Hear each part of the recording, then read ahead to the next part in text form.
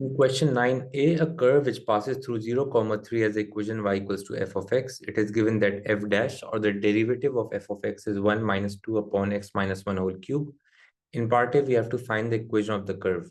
Now, as we already have the derivative, which is 1 minus 2, and we can write it as x minus 1 to the power minus 3 whole cube minus 3. So to find the equation of the curve, we'll integrate both the sides. So integrating f dash of x, that will be f of x. Integrating 1, so that will be equals to, and we always write a dx, so this will become x minus 2 into x minus 1 to the power, so minus 3 plus 1 will become a minus 2, dividing this by the new power, which is minus 2, and the derivative of x minus 1 is 1, so we can just multiply it by 1, and we'll add a constant, which is a plus c.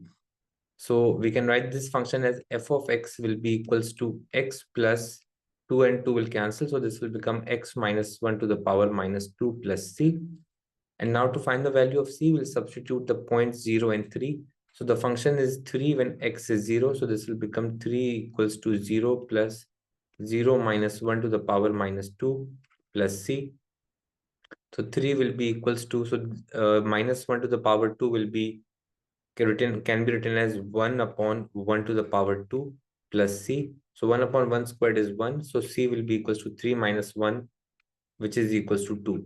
So once we have the value of c, we can write the equation of the function as f of x will be equals to x plus x minus 1 to the power minus 2 plus 2. In part B, it says the tangent to the curve at 0 and 3 intersects the curve again at one other point. We have to show that the x coordinate of P satisfies the equation 2x plus 1 into x minus 1 whole squared minus 1 equals to 0. Now, in the first step, we'll first have to find the equation of the tangent, as the tangent and the curve are intersecting. So we'll have to first find the equation of the tangent. To find the equation of the tangent, we already have a point. We now need the gradient. So the gradient is given by the dy dx, or the f dash function, which was 1 minus 2 upon x minus 1 whole cube. So that was 1 minus 2 upon x minus 1 whole cube. Now taking x as equals to 0 as given over here. So this will be equals to 1 minus 2 upon 0 minus 1 whole cube. So 0 minus 1 whole cube is minus 1. So that will become minus 1, 1 minus 2 upon minus 1.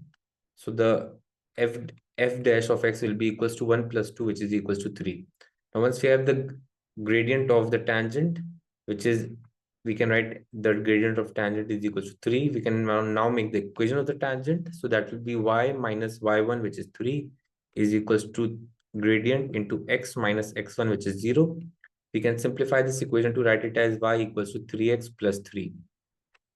Now, as the tangent is intersecting the curve, so we'll have to solve the two equations simultaneously. So the equation of the curve that we found in the previous part was f of x is equals to x plus x minus 1 to the power minus 2 plus 2. So f of x was x plus 1, x minus 1 to the power minus 2 plus 2. And as we are solving it simultaneously, so we'll equate the two equations. So this will become 3x plus 3 will be equals to x plus x minus 1 to the power minus 2 plus 2. Now taking x and 2 on the other side, so this will become 3x minus x plus 3 minus 2 is equals to x minus 1 to the power minus 2. So 3x minus x will become a 2x, and this will become a plus 1, and we can write this as 1 upon x minus 1 to the power whole squared. Now cross multiplying, so this will become 2x plus 1 will multiply by x minus 1 whole squared equals to 1. And now we can bring the 1 on the other side to show that that P will satisfy the equation 2x plus 1 into x minus 1 whole squared minus 1. So we can bring the 1 on the other side. So this will become 2x plus 1 into x minus 1 whole squared minus 1 equals to 0. In part C, it says verify that x equals to 3 upon 2 satisfies this equation, and hence find the y coordinate of P. Now, if we have to show that x value satisfies the equation, when we substitute x equals to 3 upon 2 on the left-hand side, it must be equals to 0. So substituting x equals to 3 upon 2, so that will be 2 into 3 upon 2 plus 1 into 3 upon 2 minus 1 whole squared minus 1 equals to 0. So 2 and 2 will cancel out. This will become 4 and this will become, so 3 upon 2 minus 1 will become 1 upon 2 whole squared minus 1 equals to 0. So 4 into 1 upon 4 minus 1 will be equals to 0. So 1 minus 1 will be equals to 0. So this will show that x equals to 3 upon 2 will satisfy the equation. Now to find the y coordinate, we can use the equation of the tangent to find the y coordinate.